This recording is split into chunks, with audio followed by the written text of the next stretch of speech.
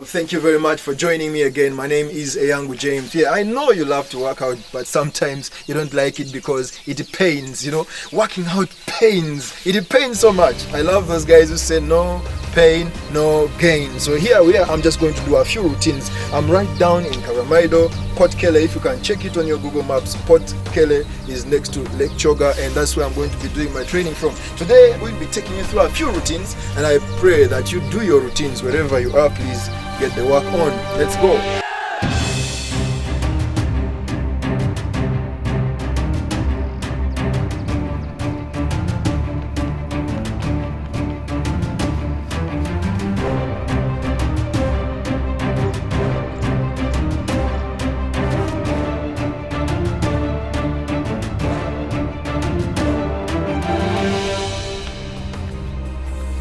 If you only had one shot at it, what would you do?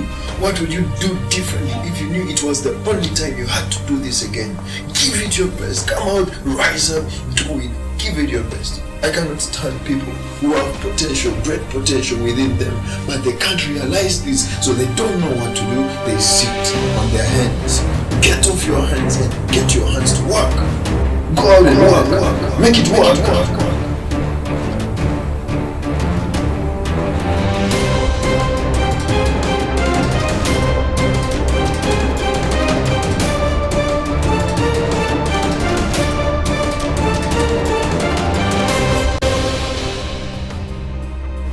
Yes, about working hard. Now, my favorite guy in the game called Will Smith, I know you know him. He says, if you're not willing to work hard, let someone else do it. He says he'd rather be with someone who does a horrible job but gives 110% than with someone who does a good job and gives only 60%. What does that mean to you?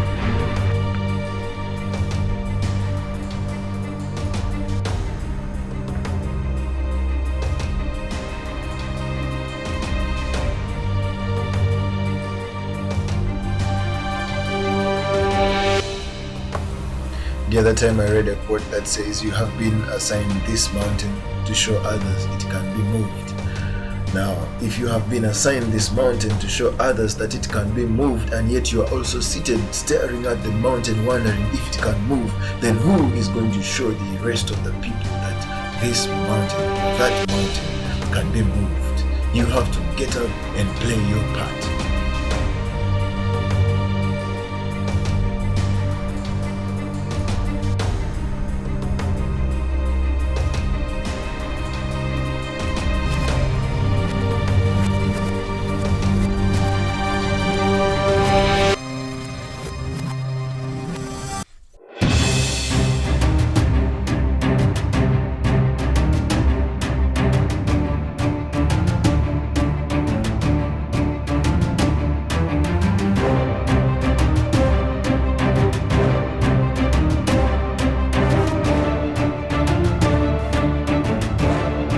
What keeps you committed?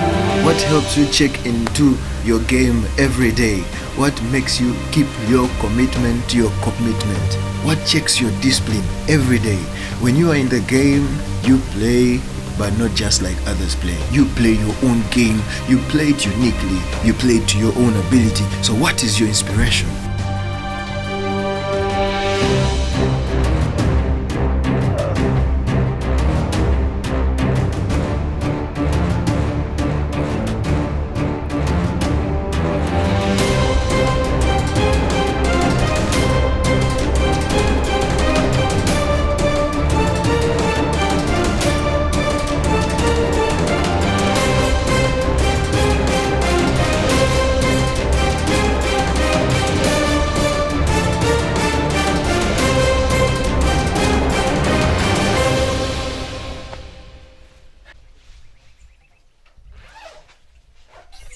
So it's okay for you to have a timetable that you follow, but I'm telling you one thing I have observed with a number of people is whenever they have a timetable for working out, they tend to reprogram that timetable. It's okay to be programmed, but when you reprogram in a way that you end up skipping the workout that is so not cool. That is so not cool. If you are the type that says for your blood type does not allow you to work out, like do physical exercises and the like, it's okay. Let me excuse you, but let me tell you something. It is until you have tried that you can know whether you can do something or you can't do. I know a few people who have said they have tried to run and they've nearly fainted in the field. Okay, but I've also seen guys who have run and they have actually fainted in the field. So who would I rather let go? Who would I cut loose? Would it be the one who has never tried to run and has never fainted but fears to faint? Or the one that has actually ever run and fainted? Okay, so what happens for a number of people is they reprogram so that, okay, here they have their program. They know they'll work out on this kind of day, that kind of day. I mean guys who have timetables, okay? They know they're going to work out on day 1, 2, 3, 4, 5, 6, 7. Alright, they have their time for workout scheduled. Very nice, smart. Alright, but here is the danger. When another program that seems to be very nice or enticing comes along, it is very easy for them to push away that program. They actually go to their program and say, what was I thinking when I set this program? What was on my mind when I set this program? So what happens is they reprogram to skip instead of reprogramming to have this workout done like it was scheduled before. So you and I need to get one thing right, that you don't have to exactly have that program for you to work out, but it has to be embedded within your spirit. You must have the guts to come out and go out and work out. It doesn't matter what kind of physicals you do, but as long as at the end of the day, you know, you've had some workout for yourself, you are quite fit, oh boy, that is what you have to do. Just get yourself out there. It's now in my DNA that when I have to work out, I work out. I don't wait until it's convenient. It may be raining outside, but the moment I feel in me, my body is craving for a workout, I just step out there and go and do that workout. Just imagine a day, if you had disciplined yourself so much to do your cardios every day, just imagine what you would look like. So many things that are done in private actually come out to show in public. Look at me, all right? I've been doing a lot of eating in private, and now look at my weight. Oh man, weight is high. Okay, but I also work out in private. Now look at me. Yeah. What do you expect from the things you do in private? What do you expect from the public? I mean, if in the public someone looks at you and tells you, hey boy, you don't look good at all, I mean physically, it means there is something probably that is missing. Now, there's some guys who say they work so hard, they're so committed. Okay, perhaps I need to understand guys who do sales and they have to be on their feet most of the time. Okay, maybe I'll understand their excuse coming through. But again, I won't buy their excuse. The reason being, if you are on your feet all the time, then you need to have strong feet. You need to have strong legs. You need to have a firm posture. If most of the times you're meeting people, you're doing sales and what have you, then you need to have a physique that will stand the test of time. When you stand before your guys, you're making your sales, you have no fear because you know one thing is for real. You are well coordinated on your feet.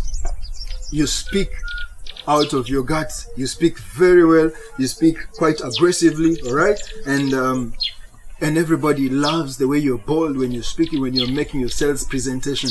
And that is the kind of person you need to do. So I'm not taking any excuse that you are a salesman, you have to be on your feet all the time, so you cannot afford to do the workout. Hey, what about guys who are always driving? You guys need the workout actually the most. Hey, family guys, that's not an excuse. I've met a couple of people who say, man, those days I used to run, I used to work out.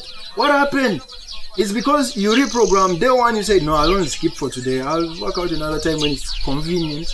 And then what happens is that day never comes because every other day becomes inconvenient. It's not convenient, inconvenient for you. So you end up not working out. Hey, before you know it, remember it's just one by one by one by one by one, and it makes a bundle. So it becomes very hard for you to go back to when you were, because the bundle I'm talking about is the number of days. Just one mile, one step, a step by step in the right direction. Soon you'll make a mile. You know what I'm saying? One by one. So even when you begin to develop effective habits of working out, and you know you may have only 10 minutes to do your workout before you leave the house every day, you do some sit-ups, until you stop. You don't even count them. You do until you fail.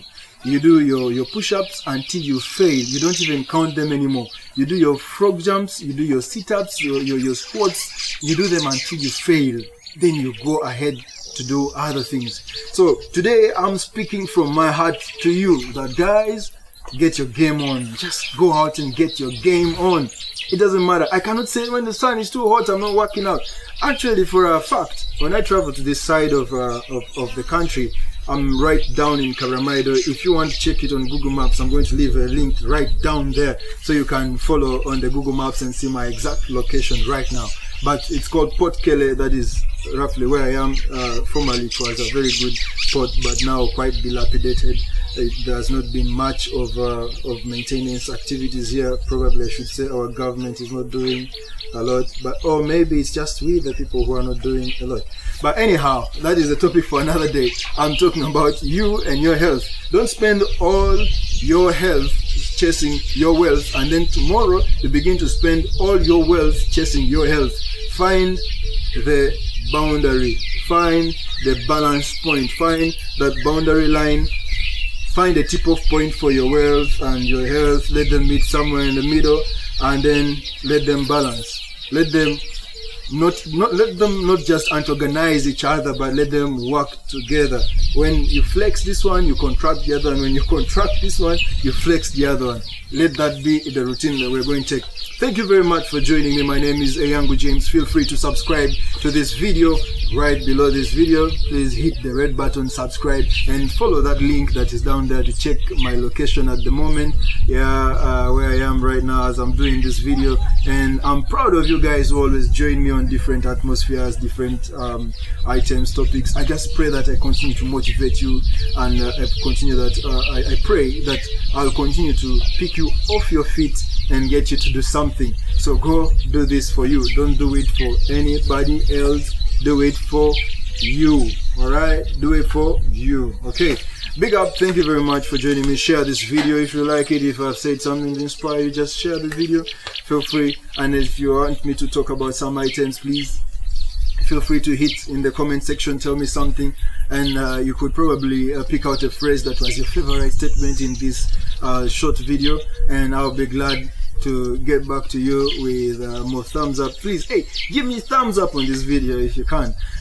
Thank you very much. God bless. Bye bye. Shouts out to you.